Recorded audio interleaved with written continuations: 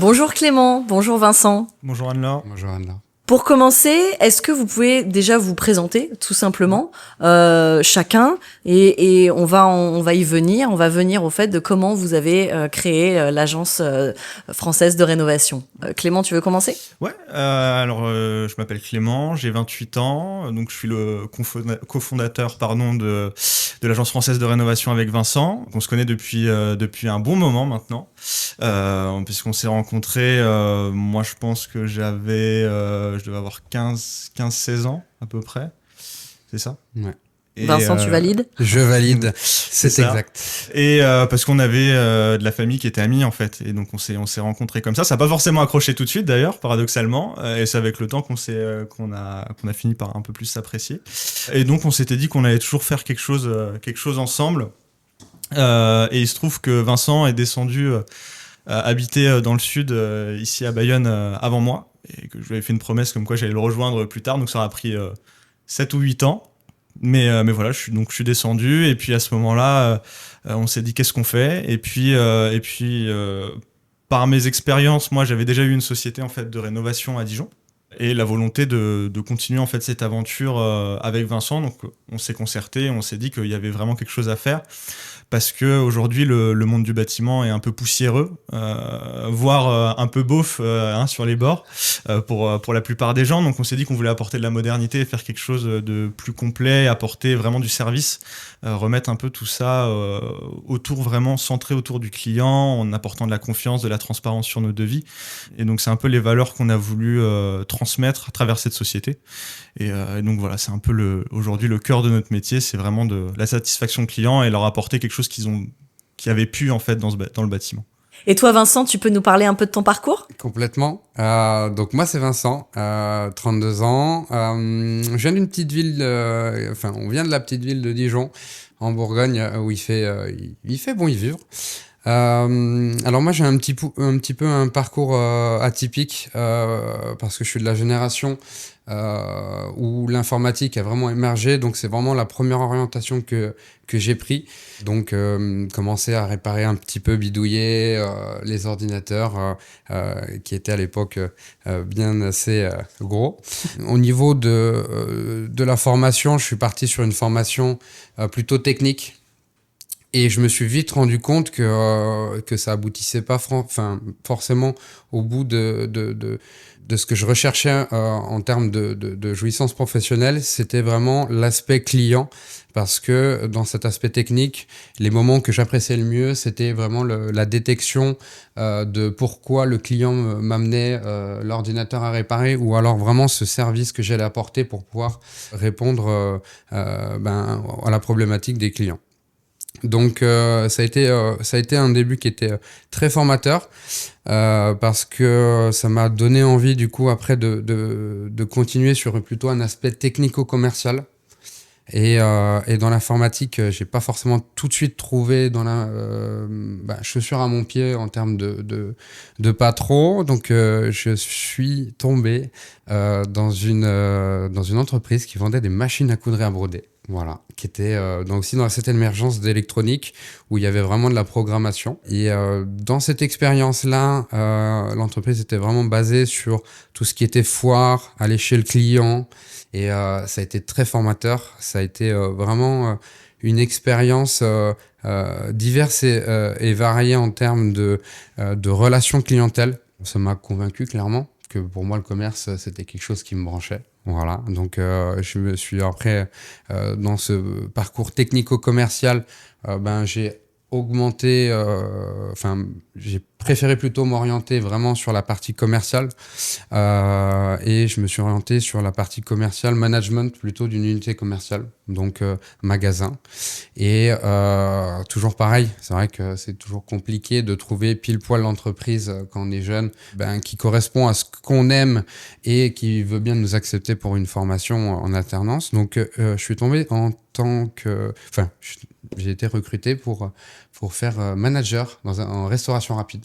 Donc vraiment là, je décroche complètement l'informatique et je vois vraiment l'aspect managérial, commercial, gestion de la relation clientèle. Très bonne expérience. Ça s'est enchaîné du coup avec un BTS pour laquelle, là, j'ai, en plus de voir l'aspect commercial, vu l'aspect humain en interne aux entreprises. La formation se termine et justement, je reprends un peu du coup ce que disait Clément. Je descends sur le Pays Basque. La volonté de changer un peu d'air, d'ouvrir de nouvelles opportunités. Et là, je pars pour l'aventure, sans forcément savoir où aller, quoi faire vraiment avec tous les bagages que j'avais. Et une relation à ma famille lance plutôt ce qui était dans l'émergence des mandataires immobiliers. Donc, dit voilà, tu es plutôt à l'aise en commerce. Est-ce que ça te tenterait de tenter l'expérience en tant que mandataire immobilier? Et me voilà parti pour une formation technique sur l'immobilier. Et on a découlé 6 ans d'agent immobilier indépendant. Top. Franchement, expériences diverses et variées. Vraiment un pur kiff sur la découverte d'un secteur que je connaissais pas, sur un secteur d'activité aussi qui m'était pas forcément familier. Et l'aventure s'est super bien déroulée. Elle s'est arrêtée au moment où j'ai voulu vraiment passer une étape supérieure en voulant créer mon agence immobilière. C'était pour moi la suite. 3 mois avant le Covid et malheureusement, voilà, ça a été une période qui a été compliquée en tant que lancement d'agence, de supporter un arrêt complet. Donc, j'ai fait une petite pause pour me remettre vraiment me remettre à zéro sur le fait de qu'est-ce que j'allais vouloir faire comme nouvelle expérience. Et on s'est lancé du coup dans l'arrivée de Clément, on s'est lancé dans la rénovation. Alors justement, qu'est-ce qui vous a donné envie de vous lancer dans la rénovation et comment est-ce que vous en êtes arrivé là? C'est alors pour ma part, c'est avant tout une expérience personnelle parce que j'ai toujours j'ai toujours grandi en fait dans un contexte entrepreneurial avec beaucoup d'immobilier autour de moi, que ce soit par mon père ou par les amis qu'il pouvait avoir. Ça a toujours été quelque chose qui a été vraiment ancré au milieu moi de mon enfance. Donc j'étais habitué à toujours voir des travaux, à toujours vivre dans des maisons en travaux justement, à faire des travaux aussi avec mon père. Donc ça a vraiment été quelque chose qui m'a donné un peu ce goût-là pour les travaux. Donc j'ai voulu moi à un moment justement commencer à faire un peu d'immobilier. Donc j'avais acheté une première maison à Dijon qui était entièrement à rénover. Donc premier coût immobilier, pour essayer de dégager une petite plus-value en résidence principale. Et il se trouve que j'avais justement pris des sociétés pour faire les travaux. Et que ces sociétés que j'ai payées en fait n'ont jamais fini les travaux. Donc j'ai été dans une situation qui était très compliquée avec ma compagne. Ça nous a mis beaucoup de difficultés, que ce soit autant sur le plan personnel, parce que les travaux, ça nous impacte aussi personnellement en fait, dans notre vie de tous les jours, on y pense, ça travaille, donc psychologiquement c'était un peu compliqué. Et aussi d'un point de vue financier forcément, puisqu'on paye un loyer, on paye un crédit en même temps, donc tout ça a fait qu'on s'est retrouvé dans une situation qui était pas facile. Donc on a dû un peu prendre des décisions pour sortir un peu la tête de l'eau. Donc j'ai continué à faire un peu des travaux dedans jusqu'à pouvoir au moins la revendre ce qu'on l'avait payé. Et ça a permis de sortir la tête de l'eau sur une première opération qui n'aura pas été bonne, enrichissante, certes, on n'aura rien perdu. Par contre, ça a montré que les entreprises du bâtiment avaient des lacunes, en fait. Et là, c'est là où je me suis dit, si je peux faire quelque chose aussi pour pas que ça arrive à d'autres gens, voilà, il y a vraiment, une carte à jouer. Voilà, il y a vraiment une carte à jouer. Donc il y a vraiment une question éthique et morale dans cette approche.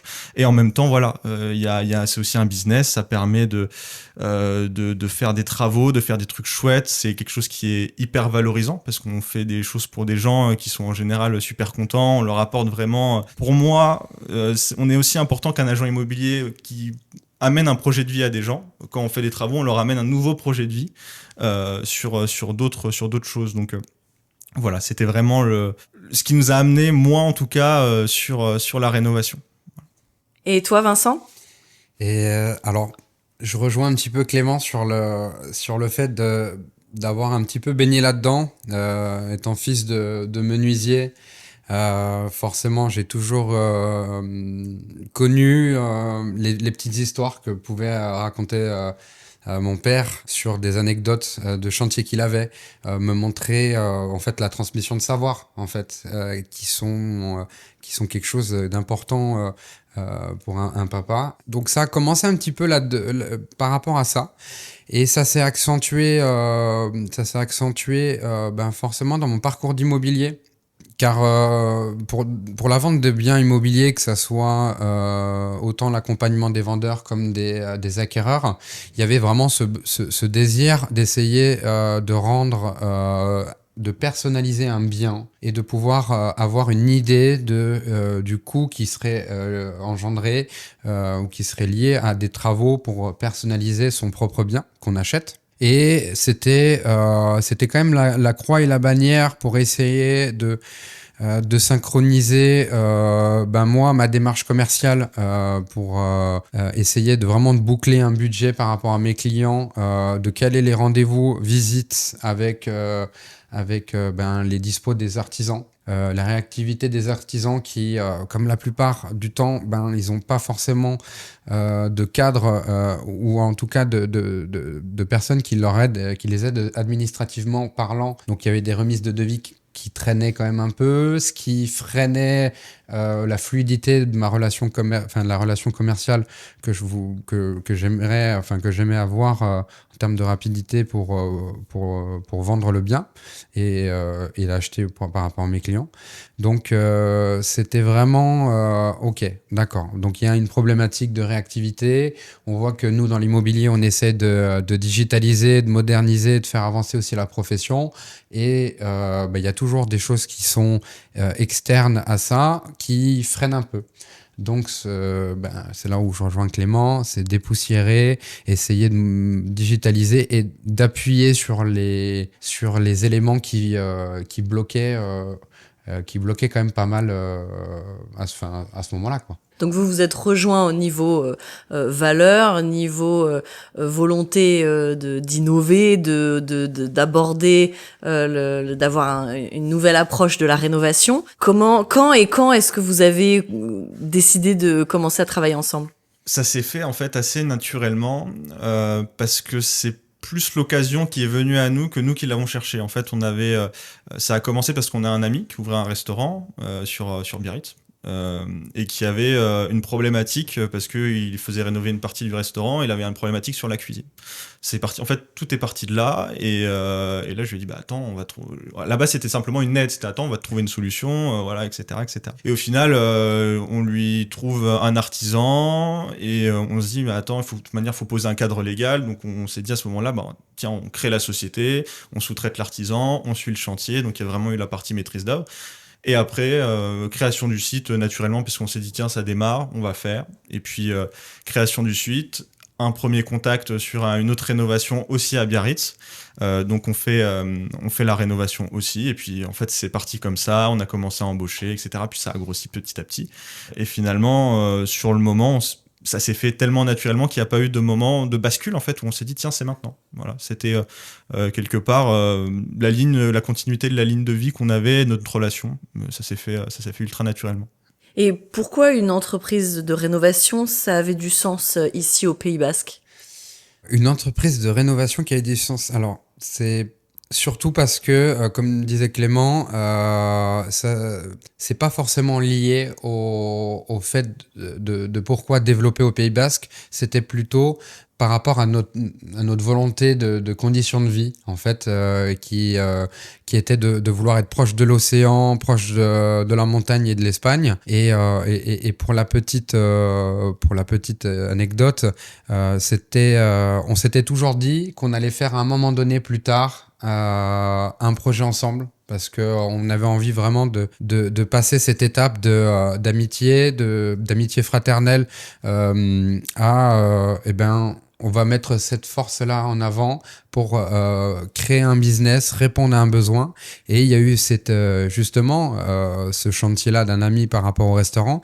Et c'est là qu'on s'est dit, voilà, on va le faire, c'est le moment. On a notre ligne directrice, on sait qu'il y a des besoins. Là, aujourd'hui, on est au Pays Basque, donc feu. on est bien, on se sent bien, on va démarrer là-dessus et on va dire plutôt techniquement, on va faire quand même une petite étude de marché aujourd'hui. Qu'est-ce qu'est le Pays Basque? Quels besoins pourrait-il avoir en termes de rénovation? On remarque très rapidement que c'est beaucoup de résidences secondaires avec quand même un patrimoine immobilier qui est quand même assez vétuste, qui n'a pas eu forcément de modernisation parce que ça a été des transmissions de famille en famille.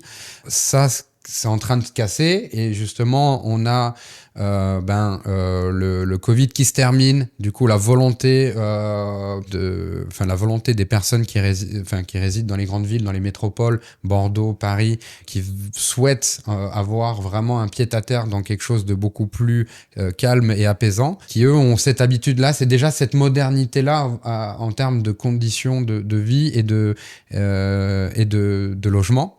Donc, ok, super. Bon, il y a des personnes qui vont être sensibles à vouloir faire des rénos et qui ont l'habitude justement d'avoir une relation de commerciale plutôt assez modernisée, digitalisée, avec des groupes de communication WhatsApp, des comptes rendus PDF. Donc ça s'est fait. De toute façon, il y a toujours, c'est le bon moment, c'était le bon moment au bon endroit. Il y a toujours cette petite étoile, cette petite ampoule qui s'allume au bon moment et c'était au Pays Basque à ce moment-là. L'alignement des planètes. Exactement. On parlait tout à l'heure d'innovation et d'une nouvelle vision de la rénovation. Et pour rejoindre aussi les besoins peut-être au Pays Basque, mais il y a aussi cette notion d'éco-conception, d'apporter aussi une forme de rénovation peut-être plus en lien avec la nature, surtout ici. Tout à fait. Aujourd'hui, je pense qu'il y a des enjeux qui sont indéniables. Tout le monde le sait. Et paradoxalement, je trouve qu'ici, en particulier, il y a une culture de tout ça. C'était pour nous l'endroit parfait aussi pour le faire parce que justement, on est un peu plus responsabilisé ici. Et nous, en tant que chef d'entreprise, on a forcément un rôle à jouer, surtout dans le bâtiment où c'est un secteur qui est hyper polluant malgré tout, parce que le béton, parce que beaucoup de choses. Donc c'est à nous d'être acteurs sur ce mouvement-là et de proposer à nos clients des solutions. Nous, notre volonté et notre combat, c'est de proposer à nos clients des solutions écologiques sans que ça les délaisse d'un point de vue travaux. Voilà, on veut pas qu'ils en pâtissent. Voilà. Donc nous, on met en place des choses pour avoir un impact écologique sans que nos clients le sentent passer au niveau du portefeuille, ce qui est normal. Voilà. Ça devrait même être moins cher si on veut, parce que ça reste quand même quelque chose de normal et dans l'air du temps. Donc nous, on axe beaucoup les choses là-dessus. Et vous insistez aussi sur l'approche humaine. Hein, tu l'as répété à plusieurs reprises, Vincent. Pourquoi est-ce que c'est si important pour vous ? Alors c'est important parce que au-delà d'être juste un service, on est une entreprise qui souhaite vraiment répondre à un besoin de confiance, de proximité. Clément le disait, voilà, c'est très axé sur la satisfaction client parce qu'aujourd'hui, c'est pas juste on arrive, on fait des travaux, c'est comprendre pourquoi on fait les travaux. Pourquoi les travaux ont survenu dans la volonté des clients. Et en fait, quand on met tout ça, on se rend compte que tout a un sens et on va peut-être intervenir dans la vie de personnes. Ils vont avoir un enfant, donc il va falloir aménager une nouvelle chambre. Ça devient un petit peu trop petit, donc ils ont un souhait de vouloir acheter. Et pour éviter du coup de perdre de l'argent, ils vont vouloir rénover ou une résidence secondaire pour les vacances. Et quand ils ont envie d'être en vacances, ils ont envie de se sentir bien. Donc en fait, quand on comprend ça, on se rend compte que c'est pas juste une prestation, c'est en fait intervenir dans le processus émotionnel, sentimental, en fait sur un processus de vie. Et les clients le ressentent concrètement. On apporte aussi un peu cet aspect un petit peu, je dirais, familial dans le principe où on va être aussi acteur, c'est-à-dire que... C'est exactement ça, mais c'est là où on se rejoint avec Vincent, c'est-à-dire qu'on vient impacter des projets de vie pour les gens. Et forcément, on a, comme nous, enfin, comme nous à travers nos expériences, c'est-à-dire si on achète et qu'on rénove, c'est toujours qu'il y a une raison au final. Et cette raison-là, elle est personnelle à chacun. Nous, notre rôle, c'est de la comprendre. Et si on la comprend et qu'on dirige bien nos clients, ils sont forcément heureux. Et si eux, ils sont heureux, nous, on est contents parce que ça nous valorise et que ça fait tourner les choses. Donc c'est à cet endroit-là et à ce moment-là qu'on doit se trouver. C'est comprendre ce que veut le client, pourquoi il fait les choses et l'accompagner au mieux. Mais une fois qu'on a compris, de toute façon, les choses découlent largement d'elles-mêmes. Voilà. Et votre intérêt pour l'investissement immobilier, parce que c'est ce qu'on parlait, c'est ce qu'on évoquait aussi, c'est aussi pouvoir potentiellement rénover pour revendre, pour soit faire une plus-value, soit en tout cas pas perdre d'argent. Cet intérêt pour l'investissement immobilier, c'est une passion personnelle et professionnelle ? Ça va forcément de pair quelque part par rapport à notre métier de toute façon, puisque on est habitué à travailler aussi avec des marchands de biens, des promoteurs. On voit ce qui peut se faire, on sait ce qui peut se faire, et puis c'est aussi notre rôle en tant que professionnel de les conseiller, parce que aujourd'hui la valeur ajoutée de leurs biens, c'est aussi nous qui la faisons. Donc on les conseille au mieux. Et c'est aussi en forgeant qu'on devient forgeron, entre guillemets, c'est aussi nous, à travers nos expériences, c'est ce qu'on a fait aujourd'hui dans l'investissement immobilier via une autre société, qu'on peut aujourd'hui en parler. On sait sur quels axes et sur quel levier fiscal on peut jouer. On sait quels travaux et comment ils vont être valorisés, parce que tous travaux pour une potentielle plus-value n'est pas bon à faire parce que tout ne se valorise pas pareil. Donc aujourd'hui, on a une vraie valeur ajoutée aussi sur l'investissement immobilier pour conseiller que ce soit du particulier ou du professionnel, pour voilà, que ce soit d'un point de vue fiscal ou de l'investissement pour la retraite, pour accompagner au mieux. Et puis sur l'aspect technique, il y a aussi un bureau d'études intégré à AFR. Quel rôle est-ce qu'il joue ? Alors, le rôle du bureau d'études, il va vraiment apporter les réponses sur entre ce que le client souhaite et ce qui va être possible de faire. Forcément, on est dans une politique où on veut ouvrir un maximum les espaces. Contrairement à avant où tout était cloisonné, il fallait vraiment rendre la vie à l'intérieur de son chez-soi confidentiel. Là maintenant, on ouvre tout. On part sur de l'open space, on part sur des cuisines ouvertes, on part sur des séjours de plus en plus grands. Donc on va ouvrir par exemple des murs porteurs. On va intervenir sur des éléments qui sont liés vraiment à la structure du bâtiment. Et là, pour le coup, le rôle du bureau d'études, il a tout son sens. Il va permettre de dire, OK, donc on a ce souhait structurel de créer une ouverture. Il va falloir utiliser tel et tel matériau de tel dimensionnement. Au-delà de ça, ça va structurer également les idées des clients qui vont avoir besoin de plans également.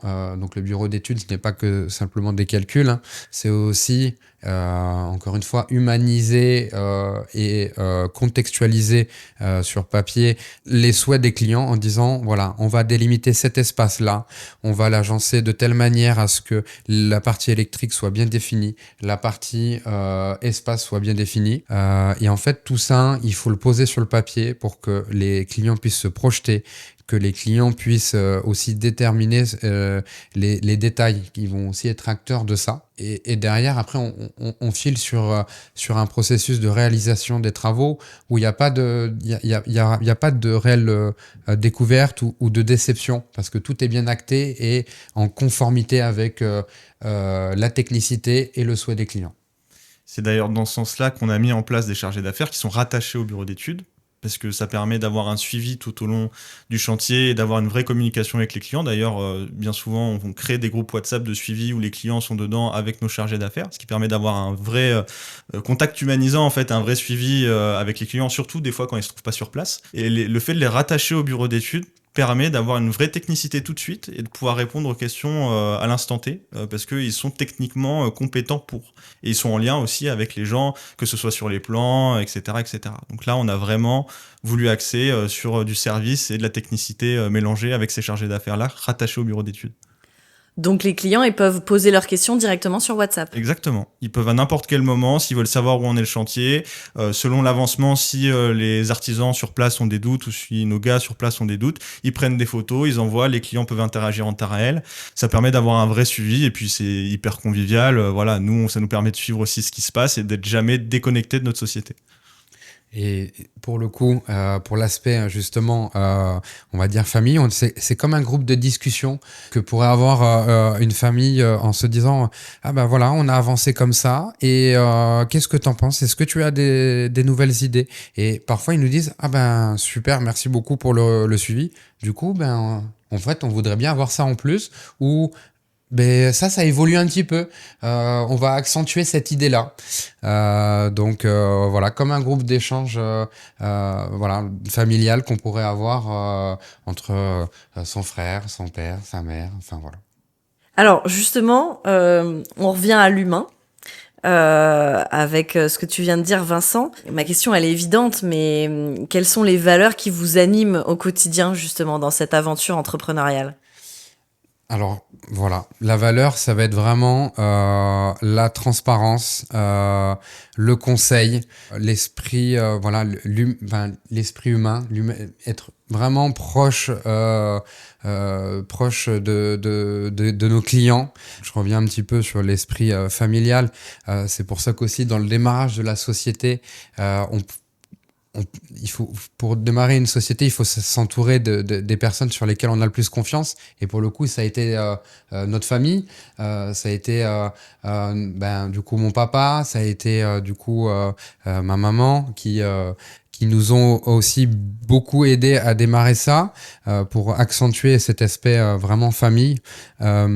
Qualité aussi également parce que c'est bien beau d'avoir vraiment l'esprit humain et tout ça, mais ça reste quand même une prestation pour laquelle les clients vont payer. Donc il va falloir être vraiment au plus près de la finition, du petit détail, parce qu'il n'y a pas de petit détail, il n'y a que vraiment une perfection, en tout cas, qu'on essaye d'aller chercher au maximum. Et tout ça en permet, et ça donne le dernier un petit peu le maître mot, c'est la confiance. Parce qu'ils vont voir tout ce qui est mis en place, ils vont voir cette communication. Et tout ça va instaurer un climat de confiance qui fera que ils nous écouteront beaucoup plus sur ok, donc on est quand même dans de la rénovation, il y a un facteur aléa, on a eu tel problème. Aujourd'hui, on a tout fait pour aller au bout de votre idée de base. Malheureusement, on pourra pas. Il va falloir prendre un autre petit chemin. Et les clients, ils sont ultra réceptifs à ça parce qu'il y a eu ce climat de confiance qui a été posé dès le départ. Et c'est finalement tout ce qui t'a manqué, Clément, dans ta propre expérience personnelle. Ouais, exactement, en fait. Et c'est pour ça d'ailleurs qu'on a créé la société, on en parlait tout à l'heure. Il y avait vraiment cette volonté, et c'est pour ça que nous, on joue vraiment sur la transparence, que ce soit sur nos devis, sur les conseils, etc. Enfin, voilà, nous, nos références qu'on met sur nos devis, elles sont clairement identifiables, ils peuvent aller voir sur les sites ce qu'on prend, etc. Justement, dans ce but de clarifier tout de suite les choses, de dire, voilà, nous, on n'est pas forcément comme toutes les autres sociétés du bâtiment, on est transparent, on est à l'écoute, on veut être là, on se digitalise, on apporte des services qui sont, nous, on estime premium par rapport à ce que peuvent faire les autres personnes du bâtiment. Et c'est là où nous, on essaie de tirer notre épingle du jeu et d'apporter un vrai service. Et encore une fois, pourquoi on est aussi proche? Parce que nous, on trouve ça valorisant et ça nous fait plaisir de rendre des gens potentiellement heureux sur un projet de vie. Et alors, quels sont vos projets pour les années à venir? Vous avez des grands projets pour AFR? Tout à fait. On est en train, en tout cas, de développer une prochaine agence sur la ville de Pau. Donc ça, c'est, on va dire, sur un court terme.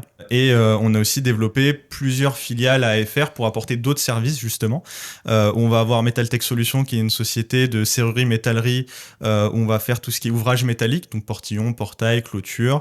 Ça peut aussi être de l'outillage industriel, par exemple. Alors là, on est un peu sur autre chose, mais ça fait partie aussi et ça montre à quel point on peut être technicien dans ce secteur-là. On va avoir AF2I aussi qui va être plus une société d'investissement immobilier. On va aussi accompagner des particuliers sur l'investissement immobilier et on va forcément les diriger après avec AFR sur les travaux. Et ils ont vraiment un package clé en main sur l'investissement immobilier où on a une vraie valeur ajoutée.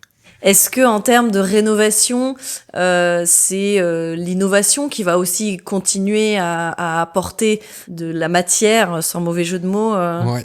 Là, pour le coup, on est complètement dedans. Pourquoi? Parce qu'il y a aussi l'émergence de tout ce qui est réseau social, type Pinterest, Instagram, sur lesquels les nouveaux matériaux vont se faire une joie de se répandre pour, comme tout produit, donner l'envie de l'acquérir. Donc l'innovation, donc on en a parlé, il y a une partie écologique qui va être beaucoup plus sensible pour certaines personnes que d'autres, mais il va avoir aussi sur la qualité des matériaux, la consistance des matériaux, le rendu des matériaux, c'est sa facilité de pose. Il y a tout un tas d'éléments qui rentrent en compte dans l'innovation du bâtiment, où il faut aussi nous et nos collaborateurs se former pour pouvoir être toujours au plus proche des dernières techniques. L'innovation, elle va de pair aussi avec tout ce qui est l'aspect norme, parce que il y a cet aspect esthétique, mais il y a cet aspect aussi sécurité qu'on va retrouver beaucoup, notamment dans tout ce qui est électricité, avec les normes qui avancent, qui évoluent, notamment avec l'arrivée des voitures électriques. On a vécu aussi l'arrivée de tout ce qui était panneaux solaires. Enfin, voilà, il y a tout un tas d'éléments domotiques qui rentrent en compte maintenant dans un foyer, qui vont nécessiter vraiment d'être sécurisé. Enfin, voilà, c'est d'avoir une approche innovante sur la maison avec les caractéristiques de sécurité. Et de plus, aujourd'hui, avec l'émergence justement de l'IA, nous, notre rôle, c'est justement d'identifier au mieux les besoins potentiels et futurs que les maisons, les habitations ou même les magasins, commerces vont avoir justement par rapport à ça. Et comment nous, on va pouvoir interagir au mieux avec pour pouvoir proposer des solutions justement innovantes tout en se servant de l'IA, alors que ce soit dans la décoration ou peut-être sur du service ou de la détection ou voilà, ce genre de choses-là. Parce que demain, on peut très bien imaginer que l'IA va pouvoir détecter un incendie, va pouvoir détecter un problème électrique, etc. Et justement, nous, il faut qu'on travaille à apporter des solutions pour traiter les problématiques qui peuvent être détectées par IA ou autres. Hein. Mais voilà, il y a vraiment des choses qui vont se faire dans le bâtiment bientôt et il faudra prendre le bateau au bon moment. Oui, c'est les nouvelles problématiques finalement qui sont avec des nouvelles solutions liées à la technologie. Des problématiques de temps qui arrivent forcément avec de l'innovation. L'innovation emmène toujours à l'autre problématique. Et nous, notre métier, en tout cas dans le bâtiment et sur notre secteur, c'est de les traiter au mieux pour nos clients. Alors on va parler plutôt de l'aspect entrepreneurial de votre de création d'entreprise. Quels ont été les plus grands défis que vous ayez rencontrés au début de la création de l'entreprise justement, et comment vous avez fait pour les surmonter? Il y a plusieurs défis de toute façon pour chaque entrepreneur qui se lance. Je pense que le plus gros défi de tout le monde, c'est d'avoir déjà confiance en soi pour faire quelque chose. Et déjà, quand on est avec quelqu'un en qui on a confiance, les choses se font beaucoup plus naturellement et on a beaucoup moins d'hésitation. Je pense qu'aujourd'hui, un des plus gros, pour moi, problèmes des entrepreneurs, et ce qui freine beaucoup de gens, c'est de se poser les problèmes avant qu'ils n'arrivent. C'est-à-dire que si on anticipe trop un problème, on va se freiner dans quelque chose où peut-être spontanément on serait allé. Donc je pense qu'il faut prendre les problèmes au fur et à mesure et essayer d'avancer au maximum avant de se les poser. Ça permet d'avancer au mieux, en fait. Donc ça, c'était aussi les grands défis. Et puis c'est un peu contre-intuitif parce qu'on a envie de régler les choses tout de suite. Et en fait, il faut laisser les choses arriver pour pouvoir les traiter à l'instant T, certaines fois. Moi, à titre personnel, ça a été prendre... le plus gros défi, ça a été de prendre cette revanche sur l'immobilier, sur forcément... Alors, je caractériserais pas ça comme un échec, mais plutôt comme une expérience, d'avoir essayé de monter une agence et de pas avoir pu pérenniser tout ça. À cause de la crise sanitaire ? Tout à fait, à cause de la crise sanitaire. Ça a été mon premier défi. Après, le deuxième défi, qui n'en était pas des moindres, ça a été de se former vraiment plus précisément sur toutes les techniques, les normes, les documents techniques qui étaient liés vraiment aux travaux, hein. Et la complexité, c'était de pas arriver sur nous, on n'était pas une entreprise qui ne faisait qu'un seul élément. On a vraiment ce panel de proposer un service complet. Donc il fallait très rapidement technique pour pouvoir répondre aux besoins des clients sur tout ce qui est lié à la rénovation. Et quel est le meilleur conseil que vous ayez reçu, soit dans la phase de création de cette entreprise, de l'Agence française de rénovation, soit au début de vos parcours entrepreneuriaux respectifs? Le travail paye toujours. Simple, efficace, mais très très vrai. Je pense qu'à partir du moment où on fait tout pour que les choses arrivent et qu'on se donne au maximum et qu'on travaille, les choses viennent naturellement.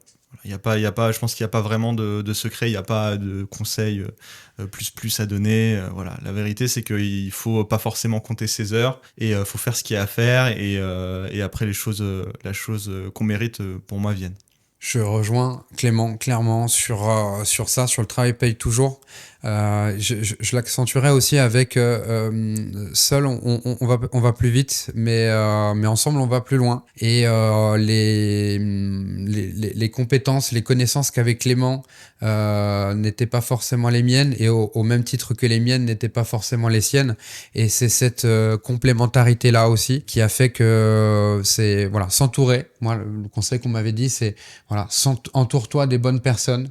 C'est celles qui t'aideront à aller au plus loin. Donc la confiance, c'est une chose, mais vraiment cette complémentarité là d'avancer professionnellement avec des personnes qui vont avoir des compétences que nous on n'a pas. Ben ça joue un grand rôle quand même. Pour parler cette fois, revenir sur l'investissement immobilier, quel conseil est-ce que vous donneriez à un investisseur immobilier dans ce contexte finalement un petit peu particulier ? Je pense qu'il y a deux choses à savoir spécifiques pour l'investissement immobilier aujourd'hui. La première chose, c'est de faire confiance à certains secteurs. Je pense qu'aujourd'hui, ce qui a le plus impacté, on va dire, les investisseurs, alors qui ont fait du Pinel, du Malraux, enfin voilà, il y a eu plein de dispositifs fiscaux qui ont proposé des villes qui n'étaient pas forcément les bonnes. Et c'est ça qui a, pour moi, fait le plus de moins-value, en tout cas, sur les biens, et c'est ça qui a pu faire perdre de l'argent à des investisseurs. Et la deuxième chose dont on a parlé forcément tout à l'heure, c'est de bien s'entourer sur les artisans et sur les personnes qui leur font leurs travaux, parce que c'est ces personnes-là qui créeront la valeur ajoutée au bien. Et si un investisseur est bien conseillé à la fois sur l'emplacement géographique du bien et que les travaux qui sont faits servent réellement à valoriser ce bien, il y a très peu de risques qu'il n'y ait pas de plus-value à la fin. Est-ce que peut-être vous pouvez nous expliquer les grandes étapes pour investir justement dans l'immobilier en intégrant forcément la rénovation ? Les grandes étapes pour pouvoir investir dans l'immobilier, et ça va commencer effectivement donc par la recherche dans l'emplacement. Essayer de trouver vraiment un emplacement où les commodités vont s'y trouver, où tout ce qui est universitaire, école, tout ce qui est voilà lié vraiment à l'éducation entre guillemets l'éducation nationale, ça c'est des vecteurs qui sont vraiment porteurs. Petite cerise sur le gâteau forcément, si on a des belles conditions comme ici on a au Pays Basque des belles vagues, des belles montagnes, forcément ça va y jouer, ça va avoir tout son sens. Donc un bon emplacement. Éviter pour le coup tout ce qui est train, etc. Donc ça c'est une première chose. Toujours être à l'affût aussi de ce qui s'est vendu et à quel prix. Aujourd'hui, l'État a quand même mis en place des éléments qui permettent, comme DVF, qui permettent d'aller consulter les prix des biens qui ont été vendus. Même si on est sur un marché tendu, c'est toujours bien d'être proche des prix qui s'est vendus.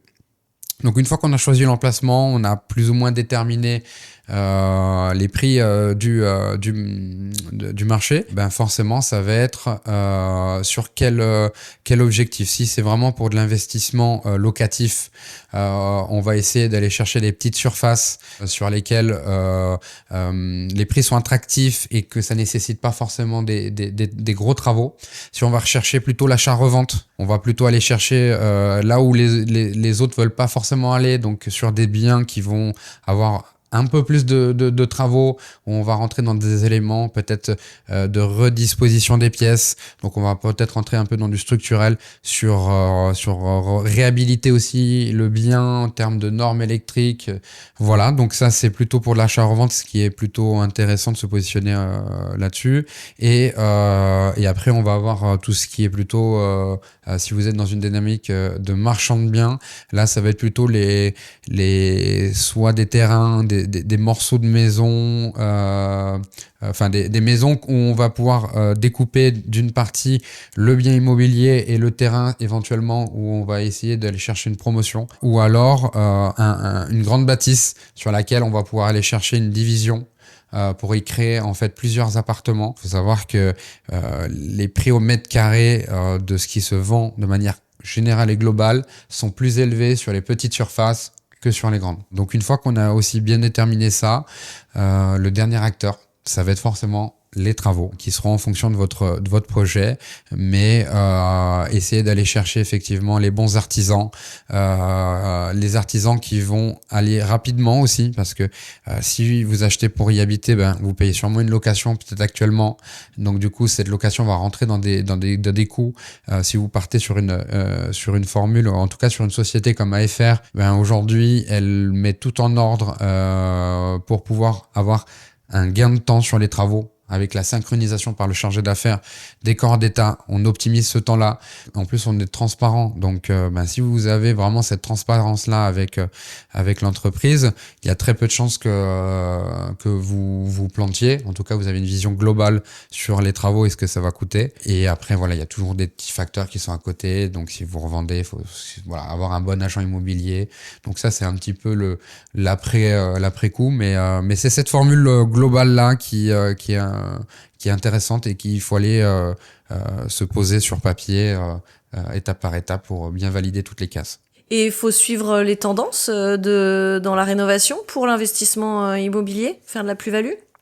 Alors, suivre les tendances pour faire de l'investissement immobilier, j'ai envie de vous dire, c'est mieux, mais c'est pas obligatoire. C'est-à-dire qu'il y a des choses classiques qui marcheront pour moi toujours. C'est-à-dire qu'un bien bien rénové sur des goûts entre guillemets esthétiques classiques fonctionnera très bien.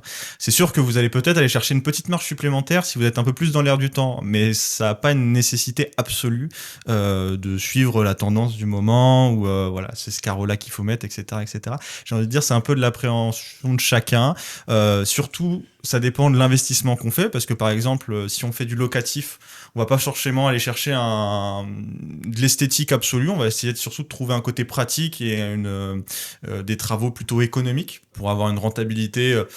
Alors ça va des plus petits 5-6%. Après, ça peut monter jusqu'à 11-12 vraiment pour les meilleures en rentabilité.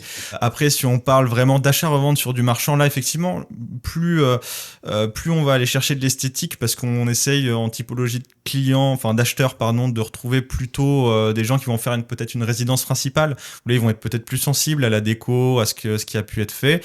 Et après, si on est sur l'immeuble qu'on a divisé pour revendre en plateau, par exemple, là, il n'y a pas de déco. Et voilà, c'est vraiment des plateaux bruts où justement les gens vont pouvoir se projeter. Et des fois, c'est ce qu'ils cherchent. Donc, j'ai envie de vous dire, c'est en fonction aussi de chacun et de chaque projet, forcément. Est-ce que vous avez un dernier mot pour conclure, quelque chose qu'on n'aurait pas abordé, que vous souhaitiez soulever? Complètement. Alors, pour le coup, je pense que ça devient naturel. Aujourd'hui, AFR, c'est une solution clé en main de A à Z, que ça soit pour un jeune couple, un jeune étudiant qui veut faire son premier investissement, comme quelqu'un qui a déjà un patrimoine immobilier et qui souhaite le développer sur le secteur. AFR, voilà, c'est la solution qu'il faut choisir pour être accompagné du mieux possible sur le secteur. De plus, voilà, AFR Group a vraiment une volonté d'accompagner sur plusieurs projets, parce qu'effectivement, on a parlé que ce soit AFR, donc sur la rénovation pure et dure, où on va accompagner des particuliers professionnels sur de la rénovation de biens, commerce, sur des projets de vie vraiment. Et on a aussi donc AF2I qui va être vraiment de la partie investissement immobilier pur, où nous, on va en faire, et on va aussi accompagner soit des clients justement sur leur investissement immobilier, soit des clients qui veulent investir aussi à nos côtés sur des opérations. Donc il y a vraiment cette entité-là. On va avoir, comme on en a parlé tout à l'heure, MetalTech, qui est vraiment une solution là pour le coup sur de la serrurerie métallurgie pour des clôtures, des garde-corps ou sur des solutions industrielles d'outillage. Et après, voilà, sur AFR, on a développé aussi plusieurs agences. Donc, on a aujourd'hui l'agence PBL, Pays Basque Land, qui est ici à Bénès-Marraine. Et on a donc l'agence de Pau qui va s'ouvrir très prochainement, du coup, qui sera à l'Escar exactement. Mais bon, c'est que le début, on va dire, de l'aventure. Et le but, évidemment, ça va être d'aller accompagner le plus de gens possible dans la France, évidemment. Merci beaucoup à tous les deux. Merci à toi, Anne-Laure. Merci à toi, Anne-Laure.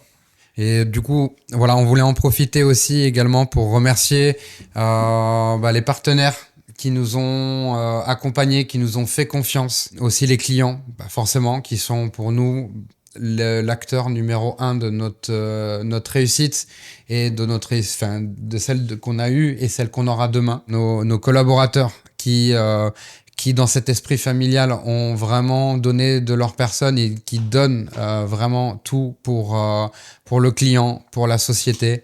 Donc on les remercie et on espère pouvoir travailler prochainement avec vous. Exactement, et on remercie évidemment tous nos clients, tous nos partenaires. C'est vrai qu'on l'a pas évoqué, mais par exemple Leroy Merlin, avec qui sur Bayonne on est très proche pour le programme Parlons Maison, où justement ils nous aident à aller au mieux à la satisfaction client, en les accompagnant aussi de leur côté sur le choix des fournitures et des matériaux. Donc je pense que c'était aussi important d'en parler. Évidemment nos collaborateurs qui ont toujours su faire preuve de beaucoup de travail pour écouter et pour satisfaire également au mieux les clients. Et donc, on doit suivre vos aventures sur les réseaux ? Complètement. J'en profite du coup pour vous dire que toute notre actualité, elle sera sur nos réseaux Instagram, Facebook et LinkedIn. Voilà, donc n'hésitez vraiment pas à nous suivre. Ça sera aussi avec plaisir qu'on répondra aux messages en privé si besoin.